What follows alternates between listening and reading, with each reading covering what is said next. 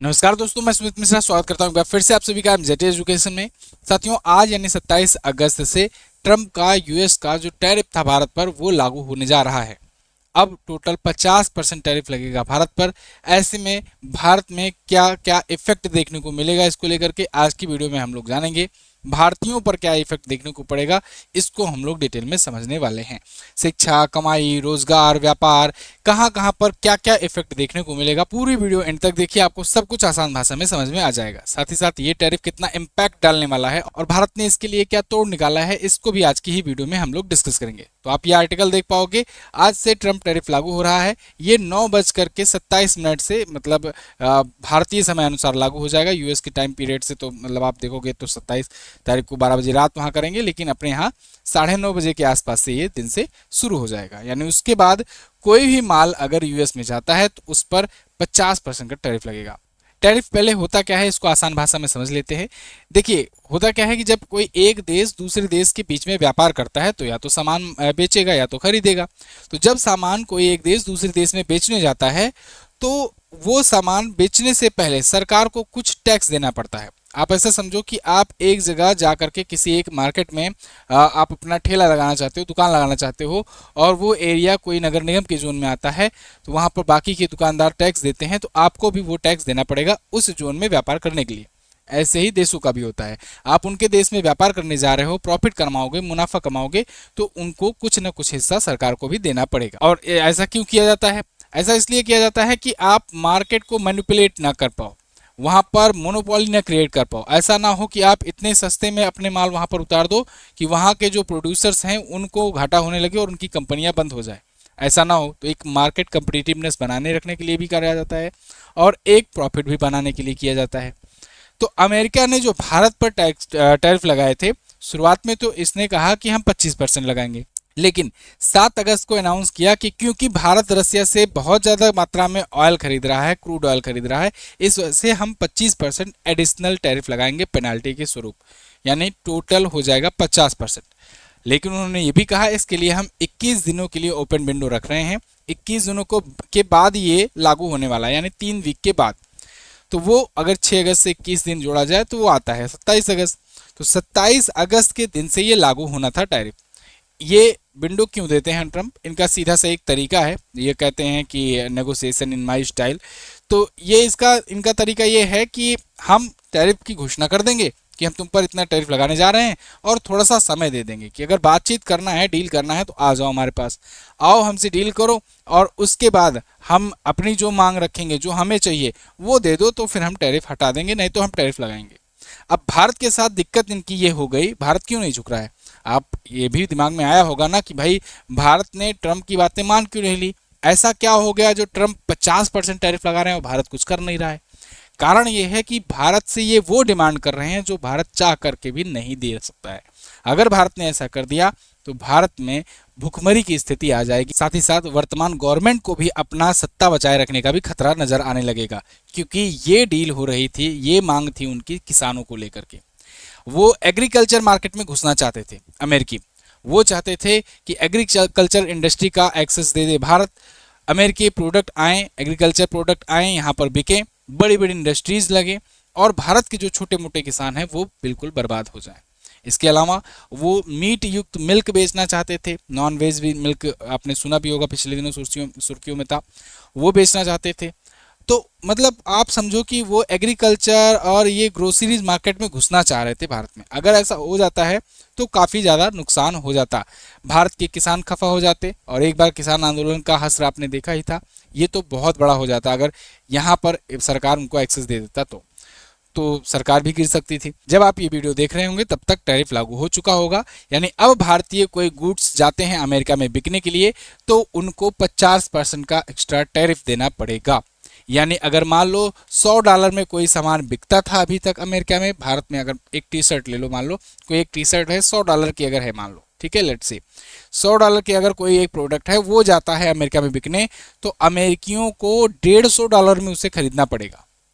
अब जब $150 में खरीदना पड़ेगा, आप सोचोगे तो इसमें तो अमेरिकियों का घाटा है, भारत का कहाँ घाटा हुआ? भारत को ज़्यादा मिल रहा है। नहीं, भारत को ज़्यादा नहीं मिल रहा है। 100 का माल अगर $150 में बिकने लगेगा तो वहाँ के जो नागरिक हैं वो नहीं लेंगे, क्यों? क्योंकि उनके पास और भी ऑप्शन है। अभी आप सोचो कि जैसे टेक्सटाइल इंडस्ट्री का ले लें हम लोग, तो टेक्सटाइल सेक्टर में भारत का कंपटीटर कौन कौन है? वियतनाम है, बांग्लादेश है, पाकिस्तान भी है, छुटपुट मात्रा में इंडोनेशिया है। ये सभी जो दक्षिण एशियाई देश हैं, ये टेक्सटाइल इंडस्ट्री में भारत के समझ लो कंपटीटर हैं। बांग्लादेश है। तो ऐसे में क्या हुआ, अगर मान लो भारत का $100 का सामान वहां पर $150 में बिकता है, और वहीं बांग्लादेश पर जैसे 19% टैरिफ लगा है, उनका अगर $100 का कोई सामान है और वो $100 का सामान $119 में बिकता है, तो बताओ कोई व्यक्ति वहां का अमेरिकी होगा, वो भारतीय सामान खरीदेगा या बांग्लादेश का सामान खरीदेगा?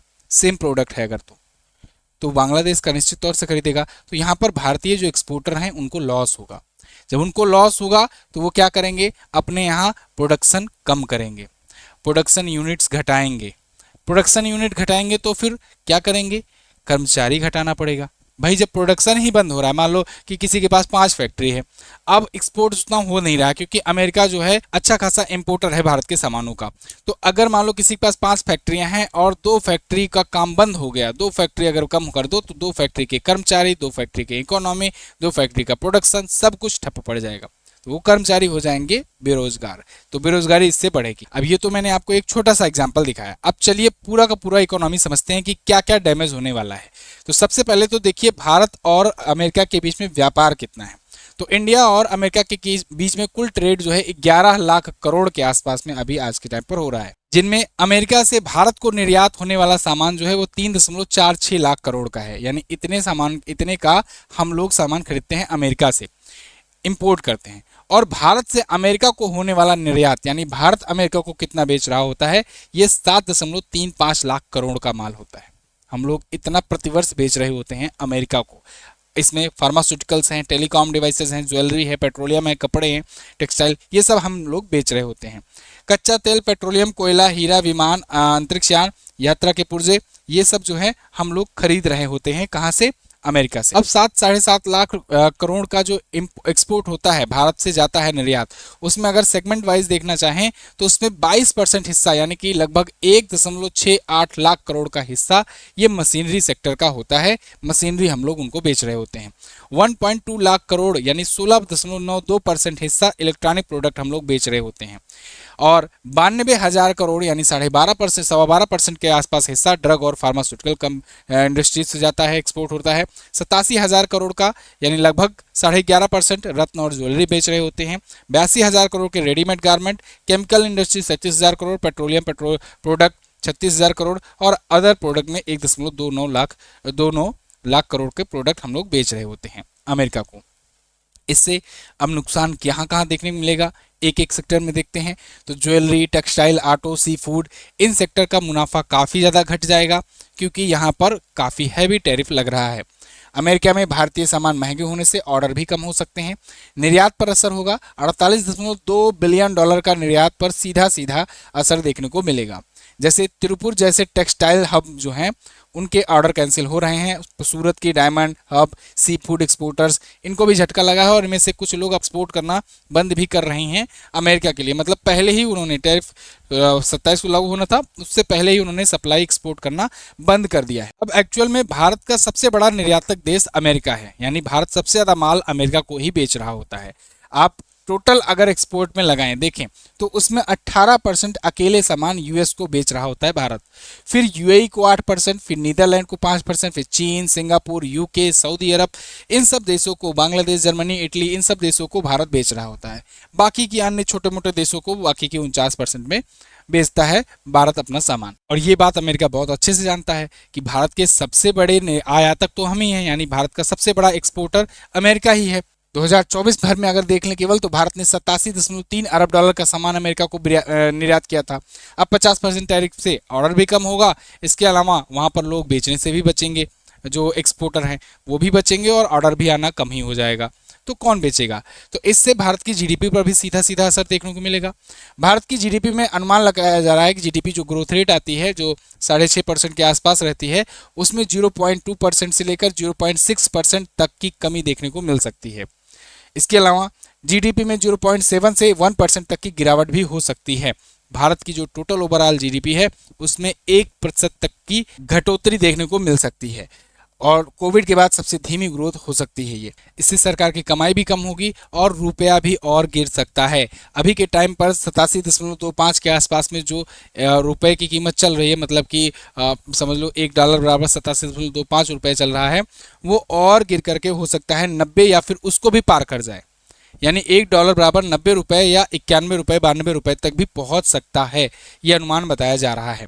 इसके अलावा शेयर मार्केट में जो फॉरेन इन्वेस्टर्स हैं वो लगातार पैसा निकालना शुरू कर रहे हैं, क्योंकि भाई अल्टीमेटली कंपनियों का ही तो माल बिक रहा था। जब कंपनियां मुनाफा नहीं कमा पाएंगी, कंपनियों की ग्रोथ रुकेगी, तो कंपनियों का प्रॉफिट भी रुकेगा, कंपनियां धीरे धीरे डाउन मारेंगी। जब धीरे धीरे डाउन की तरफ जाएंगी तो फिर जो इन्वेस्टर हैं उसमें वो कब तक रुकेंगे, वो भी पैसे बाहर निकालेंगे अपने। तो वो पैसे बाहर निकालेंगे तो यानी इकोनॉमी को और तगड़ा झटका लगेगा।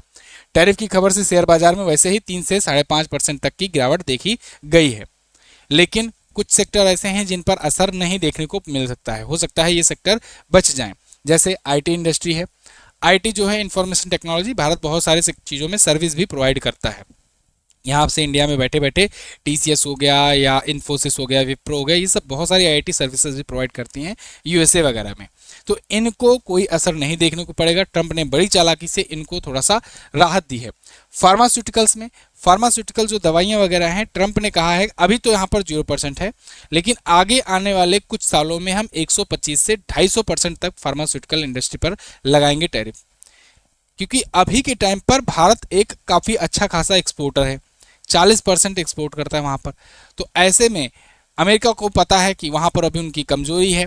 भारत फार्मास्यूटिकल पर हमारा अभी उतना दबदबा नहीं है, इंडिया पर डिपेंड है वो, इसलिए अभी नहीं लगा रहे हैं, लेकिन आगे कह रहे हैं कि मतलब यही कि जब हम अपना इसका ऑप्शन ढूंढ लेंगे तो 250% तक का टैरिफ लगा देंगे।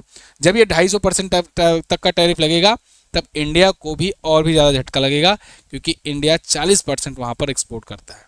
सोचो, तो अगर अमेरिका अपने आप पे खड़ा हो गया अपने दम पर और उसके बाद टैरिफ लगा दिया, तब भारत को सबसे ज़्यादा झटका फार्मास्यूटिकल से लगेगा। इलेक्ट्रॉनिक्स को सेक्शन 232 के तहत छूट मिली है। आईटी सर्विस सेक्टर होने के कारण टैरिफ के दायरे में बाहर आता है, इसके दायरे में नहीं आ रहा है।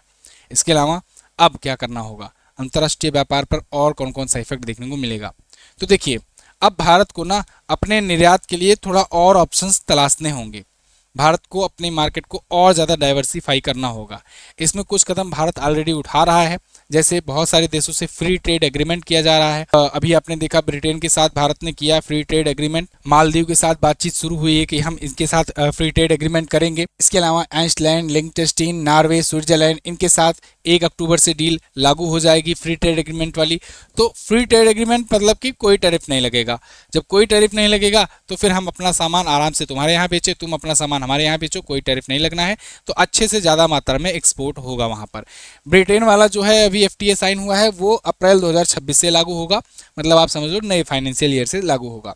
Oman, Chile, Peru, Australia, New Zealand, Maldives, EU इन सबसे बातचीत चल रही है और अंतिम दौर पर है। हो सकता है कि इनमें से कुछ और देश आ जाएं जो भारत के साथ FTA साइन कर लें, यानी कि फ्री ट्रेड एग्रीमेंट साइन कर लें। तो इससे टैरिफ में थोड़ा सा एक्सपोर्टर्स को राहत मिलेगी। इन सब में थोड़ा सा समय लगेगा, लेकिन हाँ, जब समय लगेगा, एक बार भारत खड़ा हो जाएगा तो आप समझ लो कि भारत को कोई पीछे नहीं कर पाएगा। आपको मैं एक एग्जांपल देता हूँ।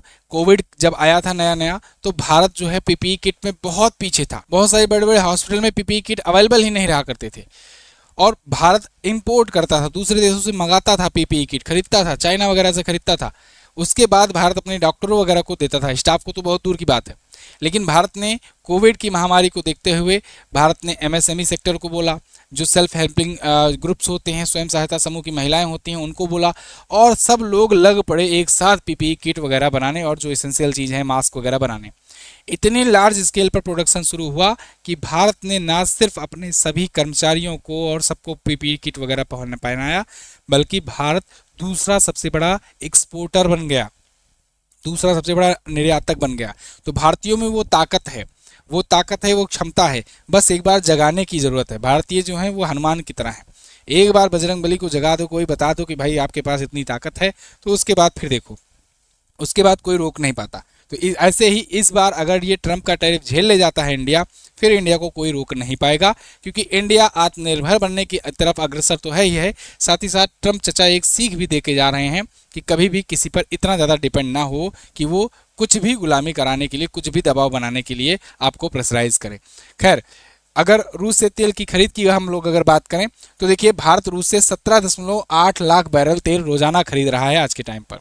लगभग 18 बैरल आप कर दो प्रतिदिन। यही 50,000 बैरल प्रतिदिन हुआ करता था 2021 में। लेकिन रसिया यूक्रेन छेड़ने के बाद भारत ने अच्छी अपॉर्चुनिटी उठाई, उसका फायदा उठाया, और जो रसिया से 10वें स्थान पर ऑयल परचेज किया करता था वो आज के टाइम पर टॉप कर दिया है। मतलब आप समझो कि 2021-22 में 2% हिस्सा था और वो बढ़ करके अब 35.10% हो गया है भारत की मार्केट में। रसिया का ऑयल, रसिया से इतना ऑयल खरीद रहा है कि टोटल 100% में 35% रसिया से क्रूड ऑयल खरीदा जा रहा है। फिर इराक दूसरे पर आ गया है। देखिए, 24% पहले खरीदा करता था भारत, अब 19% खरीद रहा है सऊदी अरब से। फिर इसके बाद यूएई, कुवैत, अमेरिका वगैरह से भी यहाँ पर हुआ है। तो ये देखने को मिला है इफेक्ट। इसी वजह से ट्रंप चिढ़े थे और इसी वजह से ट्रंप ने कहा कि हम एडिशनल टैरिफ लगाएंगे। लेकिन इन्होंने एक दोहरा रवैया भी अपनाया भारत के साथ। इन्होंने भारत की इकोनॉमी जो ग्रो हो रही है, जिसको मतलब कि ऐसा है कि अब वो जल्दी ही जर्मनी को भी पीछे कर देगी। अभी चौथी इकोनॉमी है, जल्दी ही तीसरी इकोनॉमी बन जाएगी। तो ऐसे में ट्रंप को ये रास नहीं आ रही बात। एक तो इनको इंडिया पाकिस्तान युद्ध का सीजफायर का क्रेडिट नहीं दिया गया, इस वजह से भी ये इनको बात खटक रही है। तो इन सब चीज़ों को लेकर के भारत ने अब अलग अलग मंचों से एक्सपोज भी करना शुरू कर दिया यूएसए को कि देखो भैया, तुम दोहरा रवैया अपना रहे हो। चाइना हमसे ज़्यादा क्रूड ऑयल परचेज कर रहा है रसिया से, लेकिन उस पर तुम नहीं लगा रहे हो टैरिफ उतना। और यूरोपियन यूनियन जो है ये खुद भारत से रिफाइंड तेल खरीदते हैं, अमेरिका भी खरीदता है। और वो रिफाइंड ऑयल कैसे बनता है? हम क्रूड ऑयल खरीदते हैं, अपनी रिफाइनरीज को देते हैं, वो रिफाइंड करती हैं ऑयल को, और वही रिफाइंड ऑयल आपको जाता है।